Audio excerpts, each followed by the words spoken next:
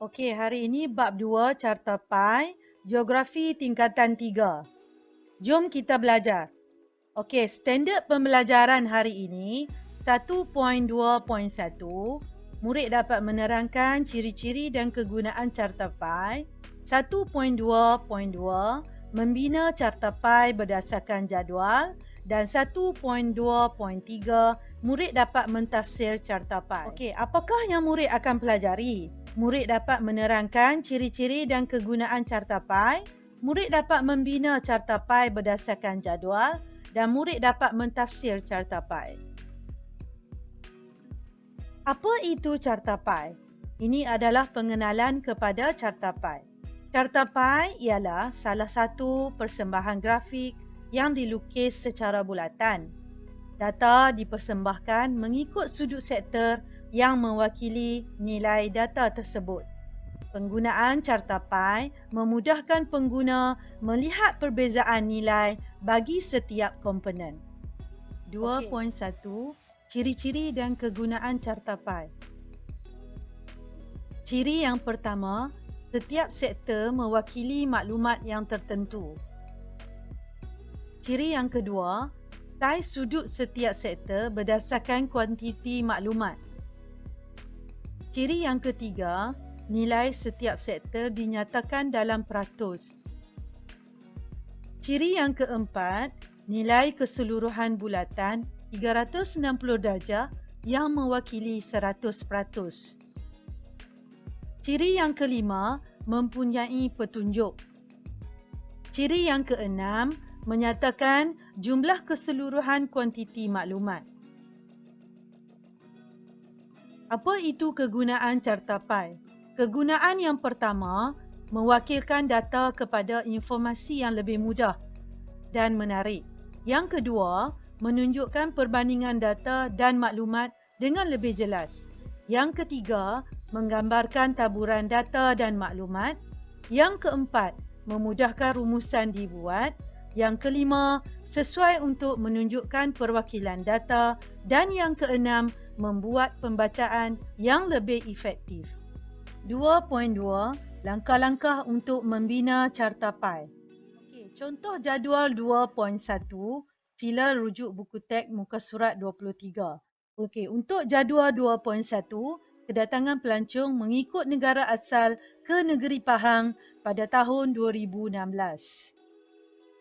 Okey, langkah yang pertama, pelajar perlu mencari peratus bagi setiap sektor.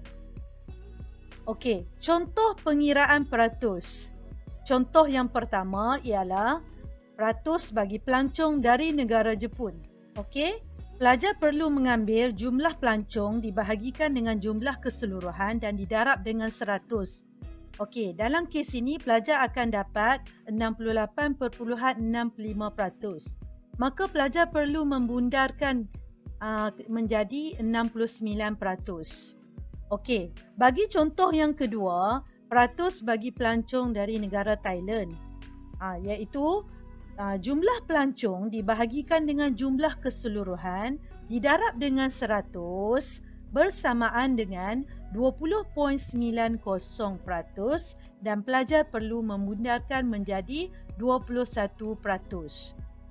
Untuk kategori jumlah pelancong yang lain, pelajar perlu mencari sendiri. Cikgu hanya memberi 2 contoh ini sahaja. Selepas langkah pertama, langkah kedua, pelajar perlu mengira sudut bagi setiap sektor menggunakan nilai peratus. Contoh formula di sini ialah peratus dibahagikan dengan jumlah keseluruhan peratus darab dengan 360. Okey, contoh yang pertama, saiz sudut sektor bagi pelancong dari negara Jepun iaitu 69 bahagi 100 darab dengan 360 darjah bersamaan dengan 248.4 darjah. So, pelajar akan membundarkan menjadi 248 darjah. Okey, bagi contoh yang kedua, saiz sudut sektor bagi pelancong dari negara Thailand 21%, darab dengan 360 bersamaan dengan 75.6 dan pelajar perlu hundarkan menjadi 76 darjah. Macam ni cara-cara untuk kamu menentukan jejari bersamaan dengan 5 cm.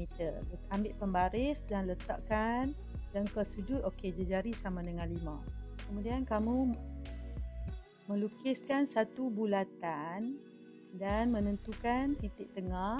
Okey, seterusnya kamu perlu menentukan saiz sudut sektor.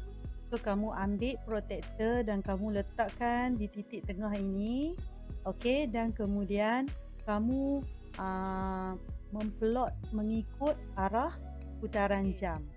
Untuk sektor yang pertama, yang paling tinggi ialah Jepun, yang kedua Thailand, diikuti negara ketiga Australia dan Amerika Syarikat.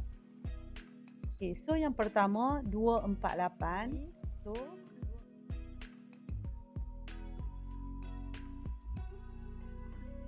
okey, untuk sektor kedua 76, maka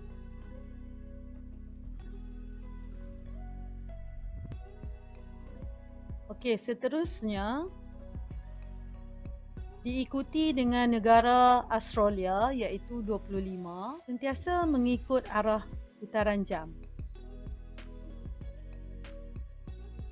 Okey, yang pertama 69% bagi sektor yang pertama, 3%. Okey. Okey, seterusnya pelajar perlu mewarnakan yang kamu pelajari hari ini berdasarkan jadual 2.1. Okey, kamu kena plot macam ni. Jadi macam ni. Okey.